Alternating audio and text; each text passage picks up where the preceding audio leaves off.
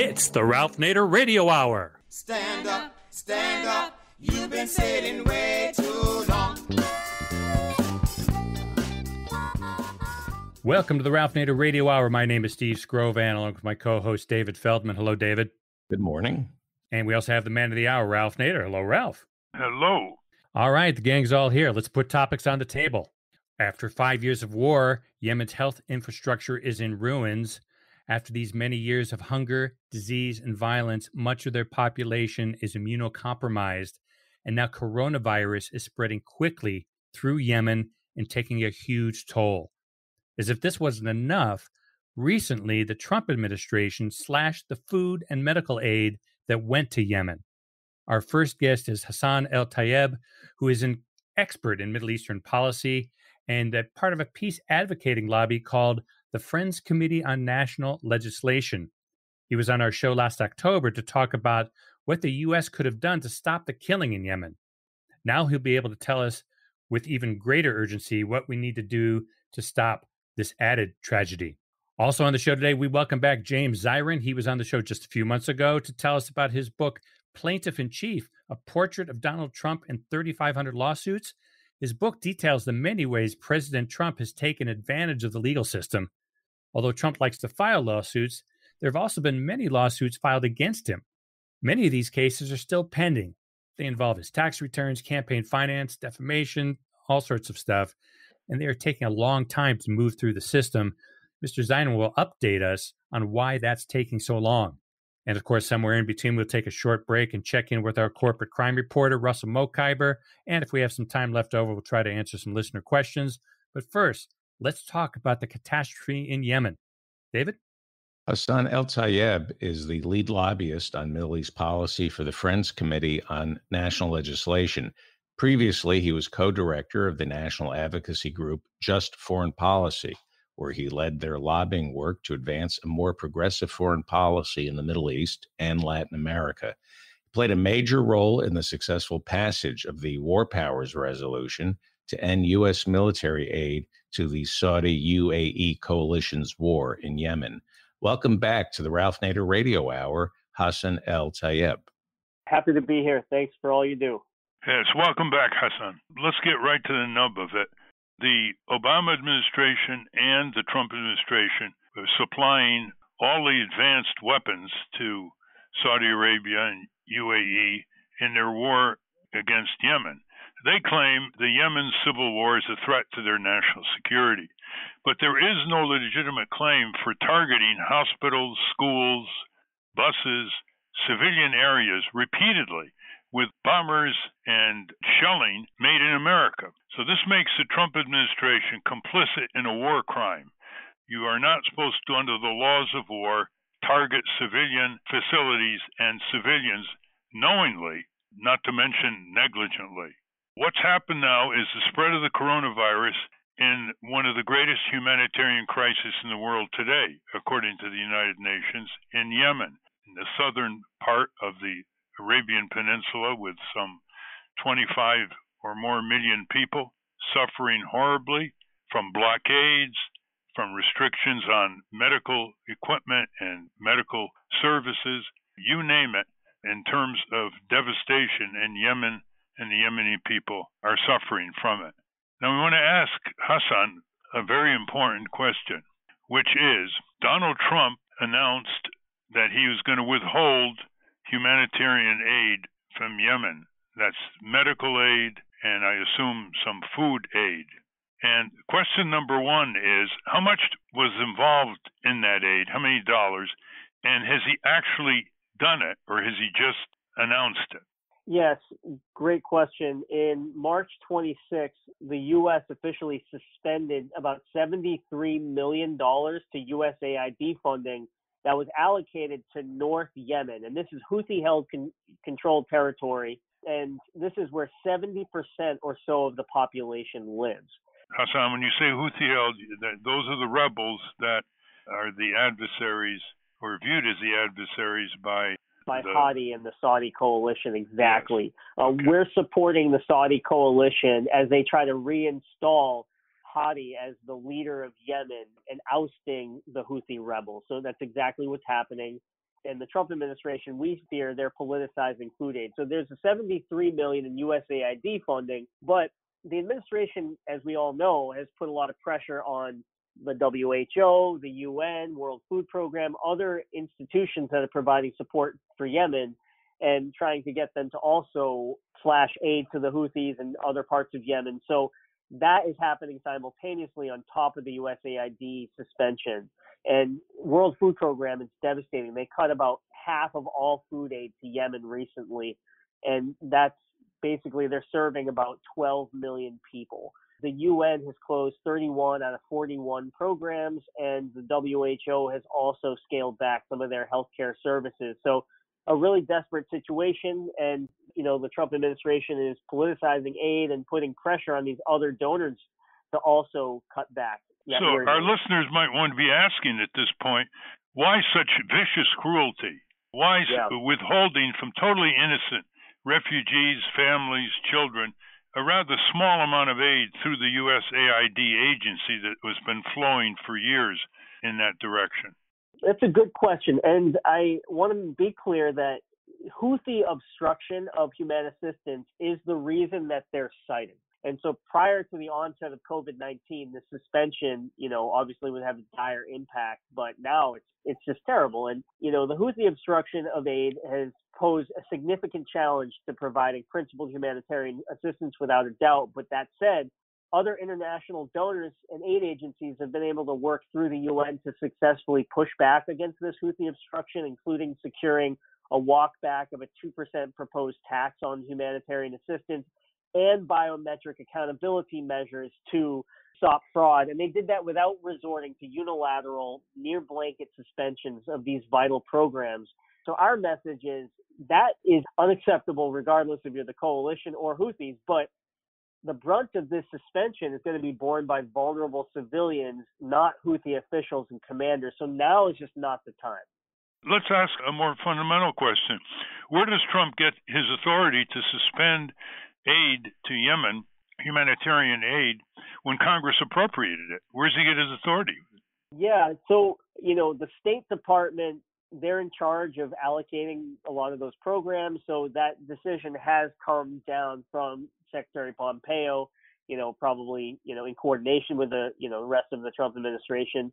And that's where they're citing Houthi obstruction. But, I will say that there is some cause to, have a little bit of hope. We've been doing a lot of advocacy on the Hill, getting members to speak out. And we have seen the administration budge. It started off with a $500,000 check to Yemen, then $1.7 million. And then just a few weeks ago, they actually released $225 million to supplement World Food Program assistance in Yemen. But it's just not enough. That USAID funding is absolutely critical because that funds not just food, but also healthcare. And that's what Yemen desperately needs.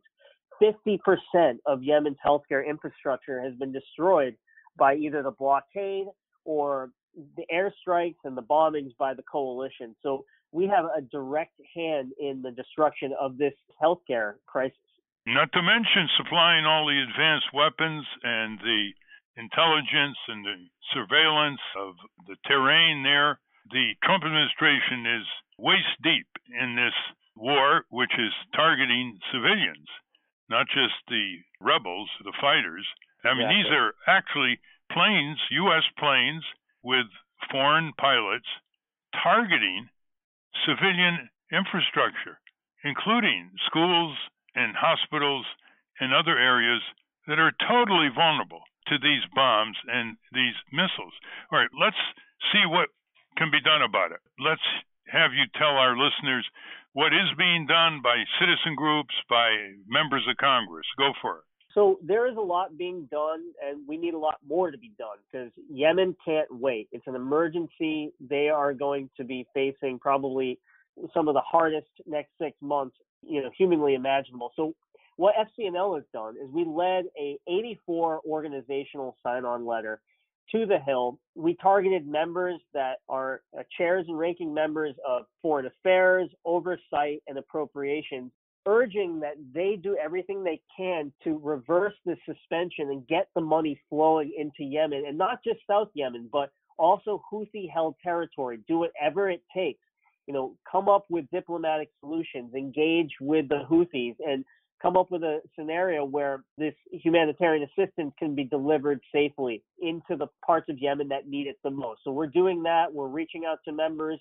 I will also flag for folks that Senator Cardin recently led a Dear Colleague letter, which we supported, urging that the administration answer some serious questions. And I'm really happy that Senator Young, a Republican, also joined that letter effort. But the thing is, what folks can do at home is just to get their members to speak out for Yemen, to urge that they not only, release this suspended funding to Yemen, but also introduce new legislation to end U.S. military support and weapons for the war, because obviously the humanitarian crisis is impacted not just because we're suspending aid, but that we're fueling the war, and that needs to stop.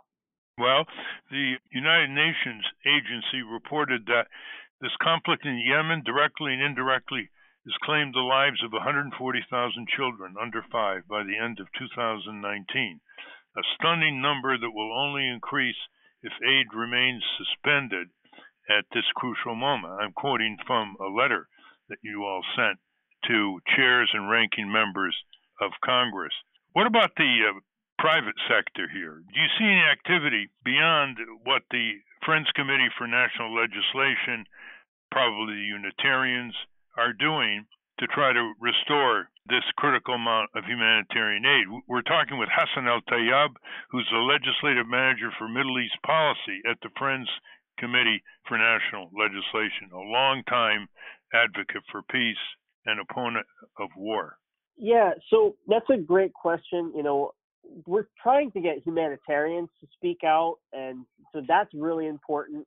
And there are private NGOs working in Yemen having these programs. So having those folks speak out, but just having civil society, private companies, just any voices to speak out against these atrocities right now is really needed.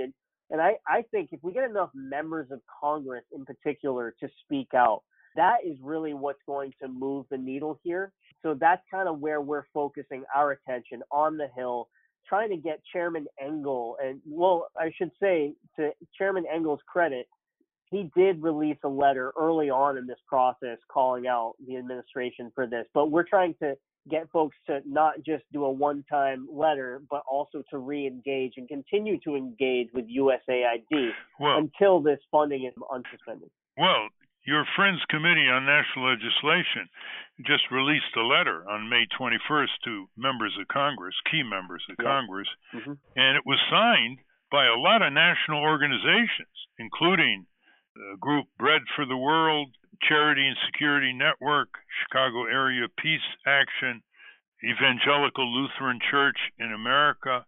You have the Health Alliance International, Indivisible, Institute for Policy Studies, Islamic Society of North America, the Jewish World Watch, the Libyan American Alliance, some Libyan immigrants speaking up, the Minnesota Peace Project, Move On, has signed on, Peace Action, a terrific group, has signed on, Students for Justice in Palestine, the Episcopal Church, the United Methodist Church, the Union for Reform Judaism, the Veterans for Peace, a great organization based in St. Louis, Win Without War, and of course a number of Yemeni freedom, relief, and alliances.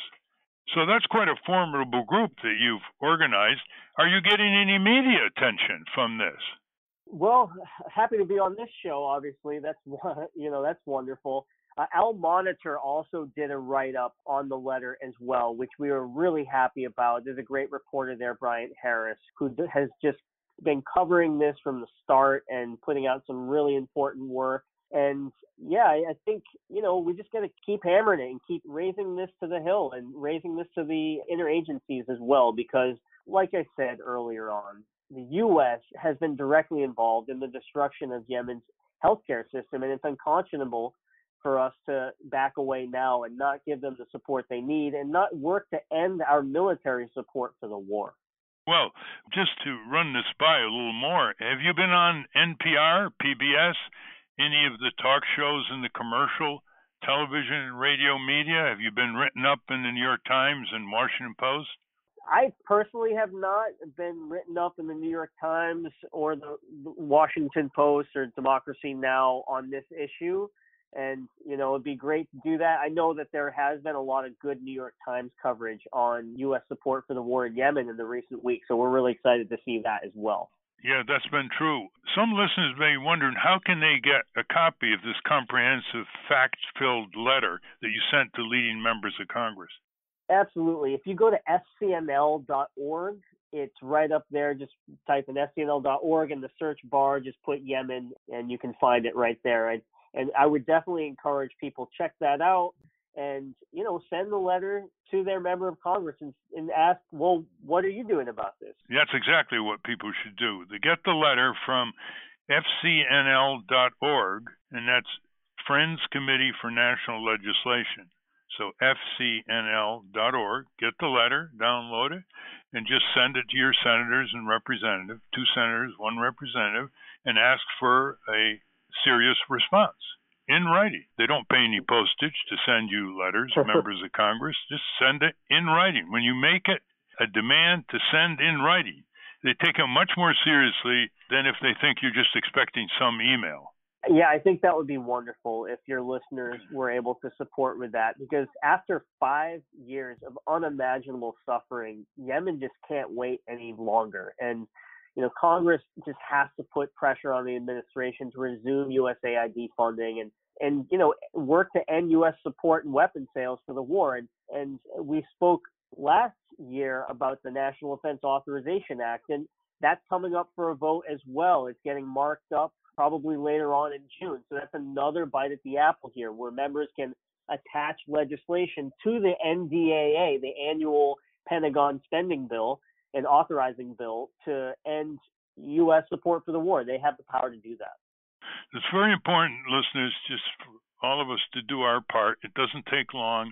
And if you belong to a place of worship, if you belong to a civic group, if you belong to a service club, if you can add their name, that's even more powerful. I can't emphasize the impact on 2 senators and representatives getting this letter from constituents back home, because there's a lot of support in Congress. It's often too passive to alleviate the humanitarian crisis, which the U.S. government is very implicated in that land. Bipartisan support, too. That's right, and it's bipartisan. Steve and David, are you looking for any comment or question of Hassan? Well, I was just asking Hassan to very quickly sum up what this war is about, what the Civil War is about, so Americans can understand what's going on there. Yeah, absolutely. So in its 6th year, the Yemen conflict has created the world's worst humanitarian crisis on the planet. 10 million people plus living on the brink of famine, and those numbers are rising due to COVID. Beginning in 2015, Saudi Arabia, assisted by a bunch of other Gulf states, as well as the United States and the United Kingdom and others, they've been conducting a military campaign aimed at ousting the Houthi rebels who captured Sana'a, and that's the capital of Yemen, and reinstalling President Hadi back to power. With U.S. military help, the Saudi coalition has been starving and terrorizing the Yemeni people into submission through bombings of civilian targets, including hospitals, schools, water treatment plants, and the blockading of Yemeni ports and the airport in Sana'a. And we've been supporting the weapons. We've been supporting the aerial campaigns through intelligence sharing, logistical support. And over time, members have been speaking out. So that's one important thing to note, that in the spring of 2019, for the first time in U.S. history, Congress, in a bipartisan way, passed the Yemen War Powers Resolution to actually end military support for this coalition's war. Unfortunately, that got vetoed, but I think, it's important to note that members of Congress stood up in defiance of the formidable Saudi lobby, the Trump administration, and the military-industrial complex. And I think it's no coincidence that we were able to move things on the ground a little bit. The same day that War Powers Resolution passed for the first time, we saw the Stockholm Agreement paving the way for the ceasefire in Hodeidah, signed the same day, as that legislation was passed. And following that ceasefire, Congress forced more votes to help push the UAE to draw down its forces in Yemen. They spurred a reduction in cross-border attacks by Saudis and the Houthis, and they were able to revive some negotiations. But unfortunately, that pressure was let off at the end of last year. And since that happened, there's been a really a major spike in violence. And that's where we're at now. Is we've got COVID, escalating violence, and we've got to do our part here. Well, with that summary, and it's your tax dollars that are building these weapon systems that are used to commit war crimes against tens of thousands, if not millions, of innocent Yemenis in that ancient land at the southern part of the Arabian Peninsula. We've been talking with Hassan El-Tayyab, the legislative manager for Middle East policy at the Friends Committee for National Legislation, a venerable peace advocacy organization. Thank you very much, Hassan. One last thing, is there a website you want to give our listeners beyond the one you gave for getting the letter that you sent to members of Congress? I think I want to keep it simple. FCNL.org is probably the best way to get plugged into to all this activity. Find that letter and send it to your member. That would be wonderful. Okay. Thank you very much, Hassan. Keep up the good work. Yeah, appreciate you guys. We've been speaking with Middle East policy expert Hassan El-Tayyab. We will link to his work at ralphnaderradiohour.com. We're going to take a short break. When we return, we're going to talk about the many lawsuits against President Trump and why they are taking so long to resolve. But first, let's check in with our corporate crime reporter, Russell Mokhiber. From the National Press Building in Washington, D.C., this is your Corporate Crime Reporter Morning Minute for Friday, May 29, 2020. I'm Russell Mokhiber. In 1921, Blair Mountain in southern West Virginia was the site of the country's bloodiest armed insurrection since the Civil War, a battle pitting miners led by Frank Keeney against agents of the coal barons intent on quashing organized labor. It was the largest labor uprising in U.S. history. 90 years later, the site became embroiled in a second struggle as activists came together to fight the coal industry, the West Virginia state government, and the military-industrial complex in a successful effort to save the battlefield from destruction by mountaintop removal mining. Now comes Charles Keeney, a historian and great-grandson of Frank Keeney, out with a new book later this year from West Virginia University Press titled The Road to Blair Mountain, Saving a Mine Wars Battlefield from King Coal. For the Corporate Crime Reporter, I'm Russell Mokhiber. Thank you, Russell. Welcome back to the Ralph Nader Radio Hour. I'm Steve Scrovan, along with David Feldman and Ralph. In 2016, Mr. Trump said, "Does anyone know more about litigation than Trump?" He was referring to himself in the third person. I think our next guest might object to this boast. David? James Zirin is an accomplished lawyer and the former assistant U.S. attorney in the Southern District of New York. He is the host and producer of the talk show Conversations with Jim Zirin, which discusses politics, foreign relations, national security, and culture. He has written multiple books, including Plaintiff in Chief, A Portrait of Donald Trump in 3,500 Lawsuits. Welcome back to the Ralph Nader Radio Hour, James Zirin. Well, I'm delighted to be here, David. Delighted to talk with you and Ralph. Thank you, Jim. We're going to bore deep here in ways that probably no other program has reached. The question is not the president is not above the law, which members of Congress keep saying. Of course, Trump is above the law. He's violated the law, civil laws, criminal laws, obstruction of justice, you name it, and he's gotten away with it. So let's stop saying President Trump is not above the law. The law has never caught up with Trump, even in his serial failed business career as a gambling czar and a upscale builder of condominiums. He's been sued repeatedly. He's settled some of the suits. He had to pay $25 million to the students who were fleeced when they enrolled in so-called Trump University. But basically, as president, he has escaped. And we want to ask Jim Zirin, who knows more about the lawsuits against Trump than anybody in the country, that's his book, we want to ask him two questions. There are civil cases that have been filed against Trump, some of them 4 years ago, accusing Trump of sexual predation, assault and battery, or defamation, and they have not reached the point where he has been deposed under oath prior to any trial or negotiation for settlement. He's escaped any deposition under oath, and that included the Mueller investigation. The second category of lawsuits come from officials, New York State officials and other officials accusing Trump of very serious constitutional violations, statutory violations, and much else. So the question first, let's start with the civil tort lawsuits, Jim Zirin. What is keeping these lawsuits, which are represented by some pretty tough trial lawyers, from reaching at least the deposition stage for this chronic liar who, even on deposition, would have trouble telling the truth?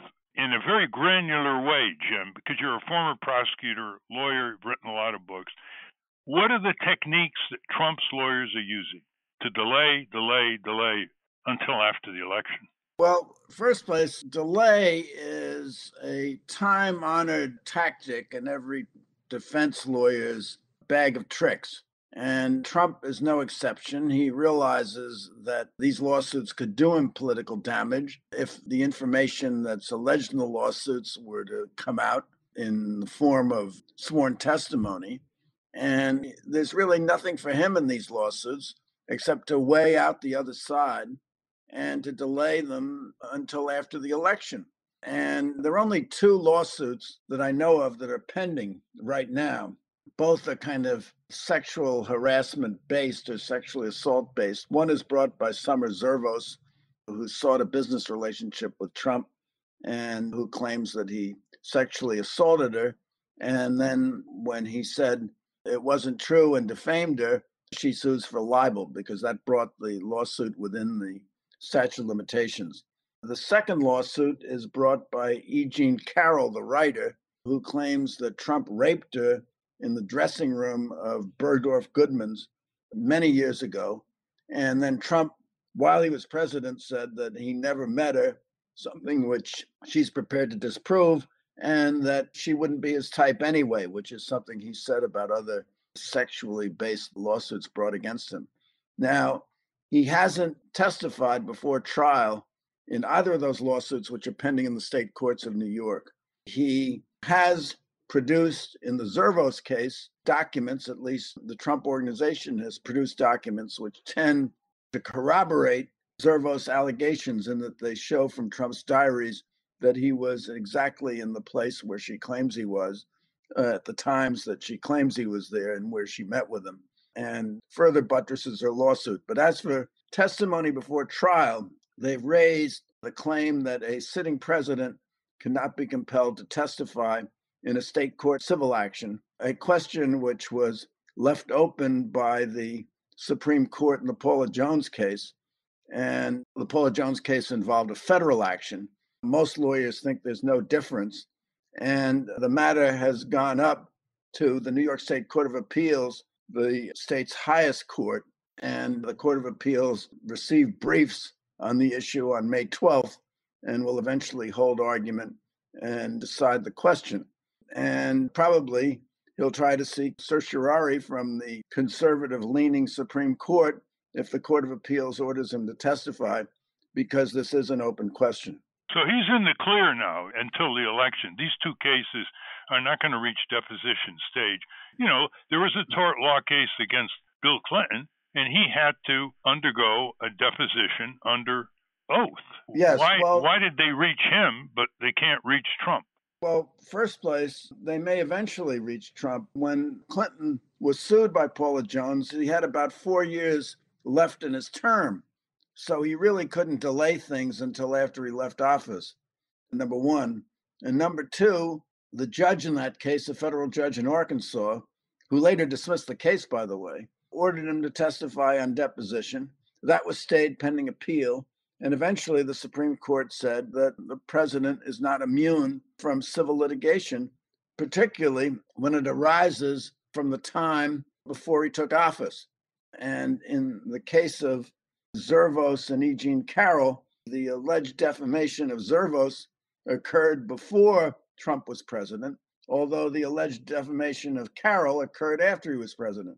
So the courts will have to grope with those issues, no pun intended. There have been about 20 very credible accusations by women against Trump in terms of his sexual assaults. And Are you telling us that none of those other women brought any cases in court? I mean, they were represented by very aggressive trial lawyers. Oh, even Gloria Allred represented Zervos and perhaps represented some of the others, but those cases were not brought to trial. You have Stormy Daniels, which I think has resulted in a settlement, and there are no other cases that I know of where the women, although they made allegations, actually brought a lawsuit. What do you think the hesitancy is? Well, I think Me Too helped dissolve some of that hesitancy, but I think women historically were shy about bringing claims of this nature. I mean, it involves the intimate, gory details of a sexual encounter.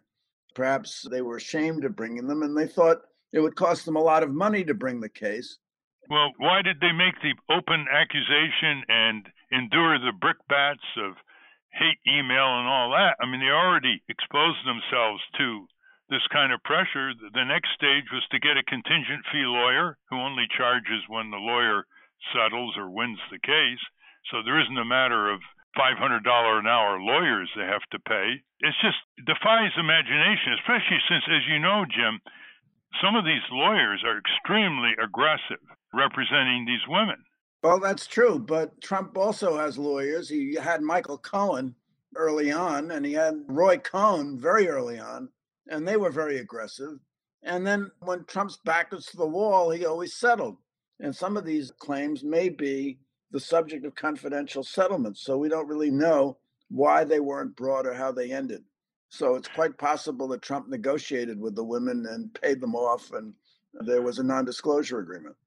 Well, that's the answer, listeners, to civil lawsuits against a sitting president. Let's go to the official government-based lawsuits and assertions of criminal liability, violation of constitutional duties and standards. Yes, well, there are no criminal charges, to my knowledge, pending against Donald Trump at this time. Mueller investigated. He declined to bring criminal charges because of the justice. He was a creature of the Justice Department, and there was a Justice Department edict, if you will, or memorandum that said you cannot indict a sitting president. So Mueller did not indict him. That was probably the overriding reason why he did not indict him, because he said quite clearly in his report he was not exonerating him of obstruction of justice. Barr, who was really at the top of the apex in the Justice Department, in effect exonerated Trump and said that he would not bring criminal charges because there was nothing to the obstruction of justice anyway, and also because of the policy of not indicting a sitting president. Those were serious criminal charges. I think there were about 11 citations of obstruction of justice in the Mueller report, and Barr misinterpreted and downplayed the Mueller report, and he got away with it. And the real remedy that the Constitution provides against a sitting president, I guess there are two remedies. One is political damage, that he'll be voted out of office, and we certainly hope that'll be the case here. And the other is impeachment, where Trump, because of the Republican majority in the Senate, was able to escape impeachment or removal from office. He didn't escape impeachment. There was impeachment by the House of Representatives. What about the New York state legal actions against There Trump? is an investigation being conducted by Cy Vance, who's the district attorney of New York County, who issued a grand jury subpoena to Trump's accountants and also to the Trump organization. And in connection with an investigation of the payoffs, I guess among other things, the payoffs that Michael Cohen testified he made to Stormy Daniels and possibly to Karen McDougal. And Trump moved to quash that subpoena on the ground that a state prosecutor could not constitutionally investigate a sitting president. The allegation was really preposterous. I mean, suppose Trump went out on Fifth Avenue and murdered someone. You mean the police in New York couldn't investigate it? Trump said he could get away with it. But could the district attorney investigate it? Of course he could. And that would be unofficial conduct. Isn't that issue being decided soon by the Supreme Court of the United States? Yes, they heard argument virtually, I think, about 2 weeks ago, and they will probably decide it in June. And the rumors are, the guesses are, that actually Trump's going to lose that case, although he may not lose the required disclosure of his tax returns. Well, they want, among the documents they seek from his accountants, are the tax returns, which Vance says are necessary for his investigation and also necessary to see if other people are involved in the alleged criminality that the grand jury is investigating. The subpoenas were not issued to Trump, or the grand jury subpoena was not issued to Trump. It was issued to the Trump Organization and to Trump's accountants who have custody of the tax returns and other financial records. So Trump doesn't have to do a blessed thing. So they went up to the Supreme Court and argued immunity. The Supreme Court didn't seem to think much of that argument. But they also talked about distraction and dislocation of the president, who would have to be preoccupied with this subpoena when he has to deal with matters of state. And of course, that argument is preposterous when you look at the number of days Trump spent playing golf since he's been president of the United States. Of his production, the physical production of the documents wouldn't take Trump any time at all, because that would be done by the accountants. Right. And over Trump, 140 days playing golf, yeah, by the way, that's since right. he was inaugurated. Let's be clear about the crimes issue here. When a president spends money to build a wall on the Mexican border that was not authorized by Congress, that is a violation of a federal statute. That's a crime. When a president pays hush money, or has paid hush money before he was president, to a woman to keep her silent, that is an illegal campaign contribution. That is a crime. Well, there are lots of crimes, literally, that he has committed, Jim Zirin. Where are the prosecutors? Well, you raised two issues, Ralph. The first issue on the wall, if the expenditures were unauthorized by Congress and it's a criminal act, the remedy is impeachment. They haven't impeached him on that. So that is the only remedy, except for the press to publicize it and influence people to No. vote. It's also a violation of federal statute. Even so, if the president violates, it's a usurpation of his power as president, because he didn't have the authority to do it, whether it's criminal or not. And as a usurpation of his power as president, the remedy is impeachment. That's one remedy. The other remedy is he's violating a criminal statute. He's committed a crime. So where's the prosecutor for that remedy? Well, yes, but that is official presidential action. That's an entirely different kettle of fish from what he did before he was president. And he is immune, the Justice Department would say, from criminal prosecution while he's president. I guess it remains open that they might indict him afterwards for doing that after he leaves office. But while he's in office, he is immune. You're making an important point. This is a legal opinion in the Justice Department. It's not a statute. It's not even an executive order. It's a legal opinion that says a president cannot be criminally prosecuted while he is sitting in office. That's not much authority. And that opinion, by the way, preceded Trump. That's not much authority, but it does stifle all the federal prosecutors, correct? Well, that's correct, because under our Constitution, the executive branch is charged with criminal prosecutorial and it's delegated to the Justice Department. And if the Justice Department decides a matter of policy, it's not, they have broad prosecutorial discretion. And every day in the week, crimes are brought to their attention, which they decide not to prosecute for one reason or another. But they have decided, and there are a host of memoranda in both Republican and Democratic administrations, since what's sauce for the goose is sauce for the gander, that they will not indict a sitting president. All right, some listeners may be asking this question. What about all the state prosecuting attorneys? Are they not excluded because it's federal jurisdiction, or is there parallel jurisdiction in some special cases? There could be. I mean, for example, if you hold up a bank, that's a federal crime and it's a state crime too. And the state prosecutors are not bound by the Justice Department memorandum. Right. That's absolutely right. But the question is, as a matter of comedy and as a matter of federalism, would the federal courts want every district attorney in the country to be indicting the president over one thing or another?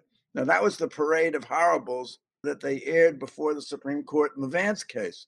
And of course, I think it's totally far-fetched, because Trump was not operating in 50 states. And there's no indication that anyone other than Vance is interested in investigating his financial records. Well, if you add that he is, with Senator McConnell's support, of course, putting autocratic pro-presidential power judges on the federal bench, from the district court to the circuit court of appeals to the Supreme Court, and you add up what you've just described over the last few minutes, isn't the conclusion that the President Trump has demonstrated that he's above the law? He's going to get away with it past the election.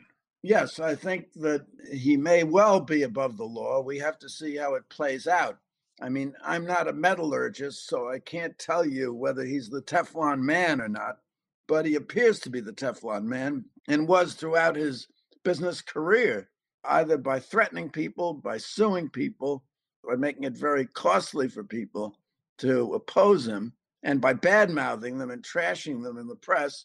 And the press was eager to repeat what it was that he had to say because it was so colorful. He was able to keep his enemies at bay.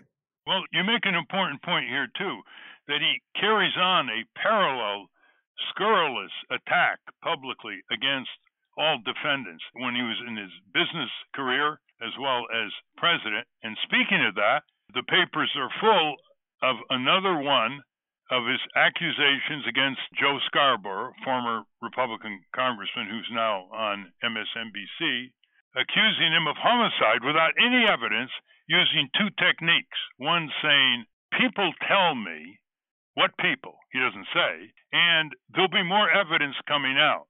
I mean, this would embarrass Joe McCarthy in the 1950s. Is there any action that Joe Scarborough can take? Because although he is a public figure, this meets the Sullivan case of being malicious and willful, and therefore he could file a defamation suit. I agree that he could file a defamation suit. I think that a cause of action for libel, the Sullivan case notwithstanding, would lie. Normally, it's the president who would invoke Times Against Sullivan. But here, Scarborough is, I think, as you say, completely makes out the Sullivan test. I think there's either actual knowledge of the falsity of the charge of murder or else reckless disregard for the truth. He doesn't care whether it's true or false. He just puts it out there. So I think that Scarborough's suit would survive a motion to dismiss that Trump might make under Times Against Sullivan. Trump would claim that his statements were part of his official action. He was in office at the time, and therefore he is immune from a civil suit. And that was Supreme Court case of Nixon against Fitzgerald, which figured prominently in the subpoena cases before the Supreme Court. And he might be able to get Scarborough's suit stayed until it would certainly not materialize until after the election. The problem with a libel suit, Ralph, as you know, is it's a double-edged sword. If you sue someone for libel, you better be, as Roy Cohn observed in his book, you better be pretty damn sure you have a good case, because Alger Hiss sued for libel to his great regret, and he was trapped in perjury. And Oscar Wilde sued for libel in England, and it was his undoing, because the truth is a complete defense. And I think the last thing Scarborough wants is a thorough inquiry into his background and his relationships with staffers and what his relationships were with this woman. He said a number of things. He was never alone with her and he was miles away. But the question is, what are the facts? And I don't know that he wants to drag all that through the courts in a suit with Donald Trump. Well, it'll be very interesting to see if he brings a suit. The New York Times said that no president in history has made charges totally baseless, out of thin air charges against people committing homicides against other people. I mean, during the debates in 2016, the Republican primary debates, he said that Ted Cruz's father was involved in the assassination of John F. Kennedy. Totally baseless. Cruz hit the wall on that, answered back, and then, of course, began to be a supporter of Trump once he was elected, ambition taking over pride, clearly. But there's something wrong with the legal system when people can be accused of a Class 1 felony, totally baseless, in the accusation itself, bringing forth no evidence whatsoever, out of the blue. and he Well, gets away with it. I don't think there's anything particularly wrong with the legal system because someone has to bring the lawsuit. If Scarborough brings the lawsuit for libel, and if he's right, eventually he has a damage remedy against Trump. That's a civil lawsuit. That's a civil There's lawsuit. an argument, Jim, to be made that when you accuse someone of committing a homicide, especially the President of the United States, in front of millions of people, and all the retaliation, et cetera, that can come on the innocent victim, that should be a criminal violation. Well, in Old England, there was something called criminal libel, which is what Oscar Wilde was charged with, but we don't have it here. We only have civil libel actions. Well, what's your sum up here? You're a law professor, let's say, hypothetically. The students listen to what you've just said, and they say, Mr. Zirin, you're really depressing us. We came to law school believing that no public official is above the law, no corporate crook is above the law, and that's not just the case. Why are we going to law school? Well, I think we're going to law school. First was I don't intend to depress anybody. There are limitations to the law, Ralph. The law can't solve every problem we have in society, number one. Number two, the legal system is badly in need of reform. And number three, our federal court system is rapidly becoming more and more politicized, particularly the Supreme Court, where justices are relying on preferred policy choices and political choices that have no basis in the Constitution to come to conclusions. And you could see that, I mean, even in the most recent case where a prisoner who said he was being subject to exposure to the COVID virus in prison and wanted to be transferred somewhere else, brought a claim, and the Supreme Court, for the time being, allowed him to be transferred with three justices dissenting, Thomas, Alito, and Gorsuch. Now, Thomas, of course, is way out there as a conservative, and Alito as well, and Gorsuch, who's a Trump appointee.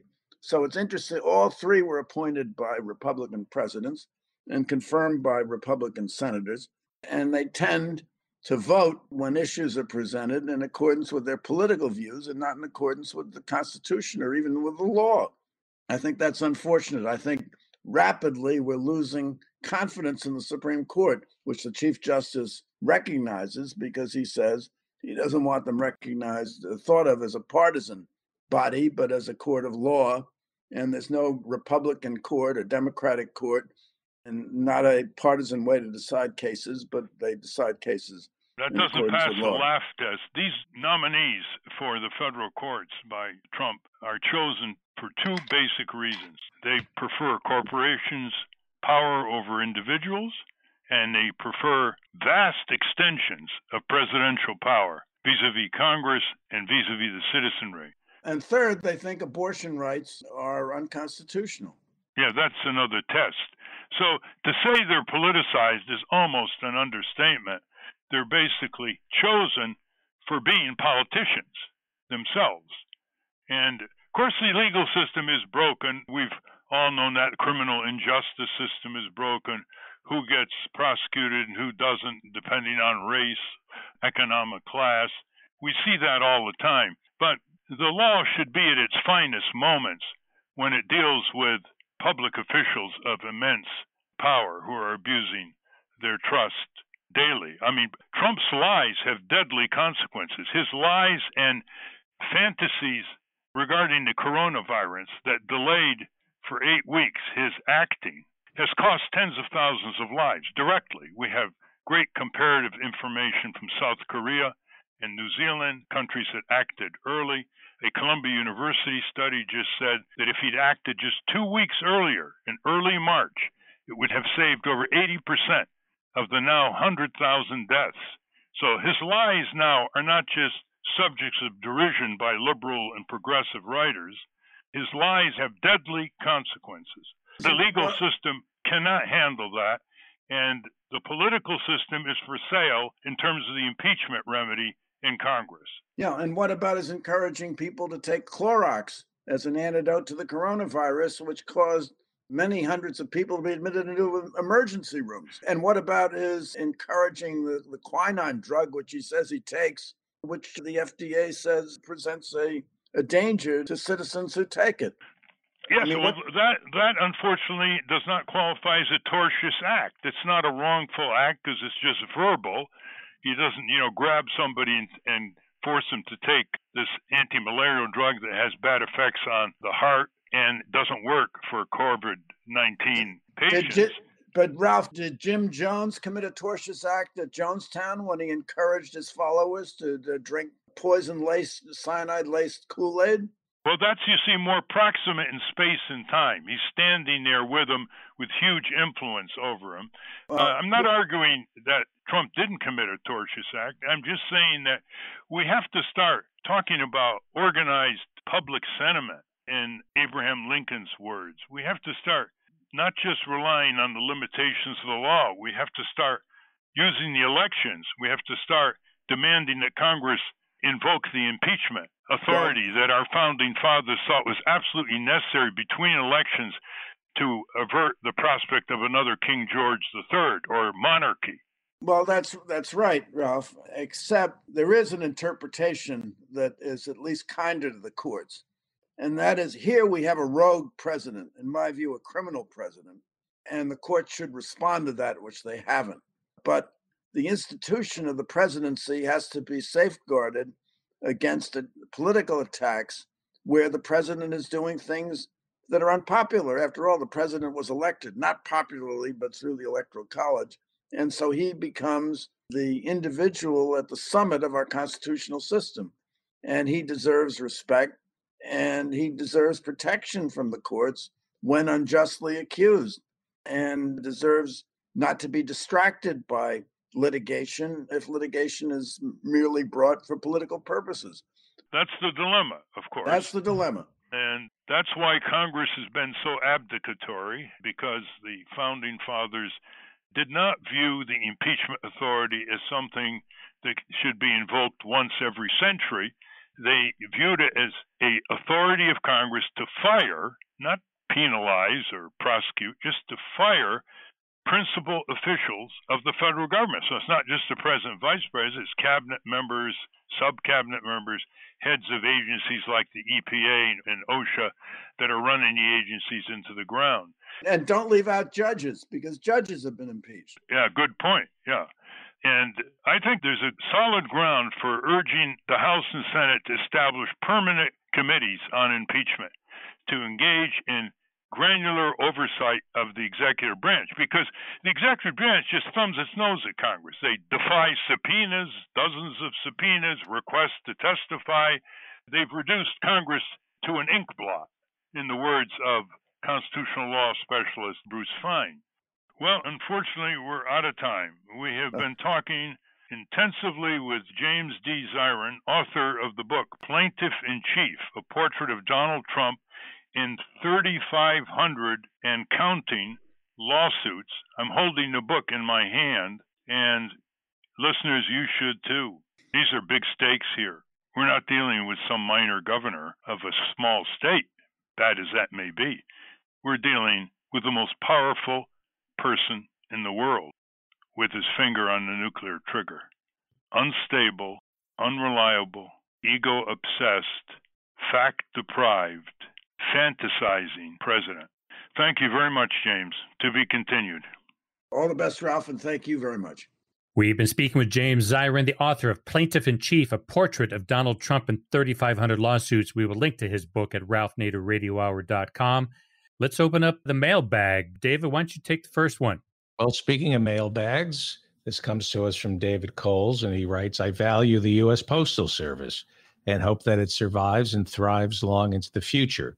That being said, some of the criticism seems valid to me. Why should the United States Postal Service undercut UPS and FedEx on parcel shipping rates?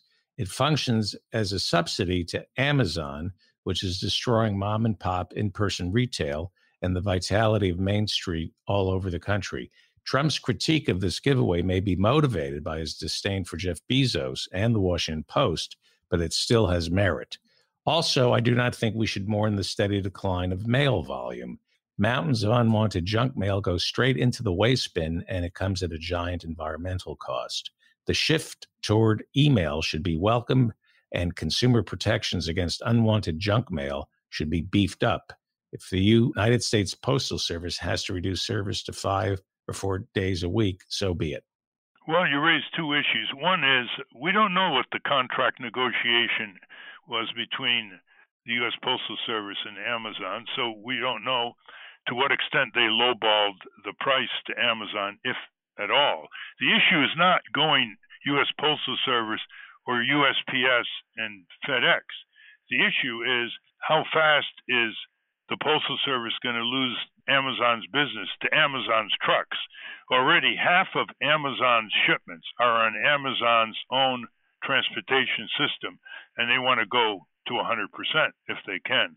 So consider the U.S. Postal Service just hanging on and hoping that it can continue getting 30-35% of its revenues from packages, not all Amazon packages, but packages. The second is on the commercial mail. If your argument is no more paper, go email, you're making an ecological point. If you don't care that some people do like this commercial mail, that's why it keeps being sent to them.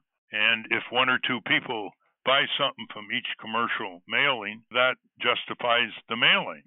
So something has to substitute. It doesn't work to start reducing the post office to 4 days a week. That is a slide toward oblivion, and it's supported by a lot of right-wingers in Congress who want to wreck the post office. Anyway, it's a subject for further discussion. Thanks, David, for raising these issues. And we assume everybody has email, but not everybody is wired and has email, right? Oh, that's a good point. Tens of millions of people. Well, that's our show. I want to thank our guests again, Hassan El-Tayyab and James Zirin. For those of you listening on the radio, that's it. For you podcast listeners, stay tuned for some bonus material we call the Wrap-Up. A transcript of this show will appear on the Ralph Nader Radio Hour website soon after the episode is posted. Subscribe to us on our Ralph Nader Radio Hour YouTube channel. And for Ralph's weekly column, it's free. Go to nader.org. For more from Russell Mokhiber, go to corporatecrimereporter.com. The producers of the Ralph Nader Radio Hour, Jimmy Lee Wirt and Matthew Marin. Our executive producer is Alan Minsky. Our theme music, Stand Up, Rise Up, was written and performed by Kemp Harris. Our proofreader is Elizabeth Solomon. Our intern is Michaela Squire. Join us next week on the Ralph Nader Radio Hour. Thank you, Ralph. Thank you, everybody. And listeners, try to get another radio station in your community to pick up the show. After all, the more listeners, the more action, the more the democracy produces for all people in this country. Thank you. Hi, this is Jimmy Lee Wirt, producer of the Ralph Nader Radio Hour, and welcome to the Wrap-Up. First, we continue our conversation with Hassan El-Tayyab. What I wanted to ask was, assuming aid can get through eventually, who distributes the aid? Because I imagine popular support would somehow be dependent on how making sure it gets to the people who really need it. That's a great question. There are these, the UN programs like UNICEF, Save the Children are some, Oxfam America has operations on the ground. Yemen Relief and Reconstruction Foundation, I'm good friends with the chair and leader of that organization, Aisha Juman, who is an incredible advocate and activist for justice all over the world, including Yemen. But they just need the support and the funding. A lot of these folks do have access, and they just need that financial support. And not just money, but they need access to the PPE, the sanitizer, the test kits, and the ventilators that are needed to address COVID. So it's a big problem, and, we just got to do our part here. And now David and Steve ask a question of James Zirin. David and Steve, weigh in here. This is terribly important. President above the law with his hand on the nuclear trigger and awesome powers way beyond what the Constitution has awarded the president because of the abdication of the checks and balances heralded by our Congress. As a footnote to what you say, Justice Scalia, whom I have always admired intellectually, although not ideologically or philosophically, said that, what really protects our liberties? It's not the Bill of Rights. Any banana republic can have a Bill of Rights. What protects our liberties is the dispersion of powers, the separation of powers among the three branches of government, because the framers in their genius, did not want a man on horseback. They didn't want King George. They wanted a George Washington. And they wanted that separation and with the co-equal branches of government serving as checks and balances over the others. And what we have is that distinction has been completely dissolved. And because we have a Republican Senate, which shows no independence whatsoever and no recognition of what the evidence is, willing to acquit the president of the charges brought by the House, which were well grounded and for which there was a more than adequate foundation. That's out the window, and you have a Supreme Court which is dominated by Trump appointees and conservative justices who, when it comes to Trump law, side with the president. And listeners, the broken nature of checks and balances radiates in all directions. There would never be what President Eisenhower called the military-industrial congressional complex without a proud Congress asserting its constitutional authorities to check and balance the executive branch. Now, in his draft speech, Eisenhower had that phrase, military-industrial congressional complex, but some of his advisors said you still have to deal with Congress, President Eisenhower, even after you leave office, and they dropped the word congressional. But it's a usurpation of our sense of separation of powers and the kind of restraints on corporations turning the country into a corporate state by seizing government power in a whole variety of ways, their own nominees, money in politics, etc. That's at stake here. Steve? I'm old enough to remember the Richard Nixon, David Frost interviews of the late 70s. I was in college at the time, and how scandalized everybody was through these interviews, which were sort of to rehabilitate Nixon after his resignation a few years later. But then he said one very outrageous thing. He said, if the president does it, it's not illegal. And that created tremendous outrage. We seem to be in a place right now where, hey, if the president doesn't, it's not illegal. Well, that's what Dershowitz argued in the impeachment. Later, he tried to dial it back because it was a totally untenable proposition. But that's exactly what he argued. And it shows you how far we've come, where that's not really something that would be that outrageous now. It's normalized. I don't know that's normalized. I don't think anything that Trump does is normal, but it's certainly a position that Trump has run, and he's run it successfully. David? Amen. Can you imagine any constitutional challenge to the Department of Justice memo saying you can't indict a sitting president? How would you bring that to the Supreme Court? I can't imagine how it would get up there, because it could only get up there if a federal prosecutor indicted the president. Against the wishes of his boss. In which case his boss would fire him for violating departmental policy. So would that be obstruction of justice if he impaneled the grand jury and got an indictment? Well, there'd be two issues. Number one, would the attorney general have the power to fire him and to dismiss the indictment before it was filed with the court? The answer is probably yes, although leave of court is required, as we see in the Flynn case. Or would it be an obstruction of justice, even though he would have the power to fire him and dismiss the indictment? An example might be a pardon. The president has the right to pardon Flynn. No question about it. This should be a campaign issue for Joe Biden, that he should be asked. That, I think Justice Gorsuch would say, that's the remedy. Take that issue to the people, and if they don't like what he's doing, they can throw him out, which is what they should do. Finally, Ralph answers more of your questions. This next one comes to us from John Vincent. Dear Ralph, I just want to thank you for your excellent interview with Mark Dimenstein. It was first class.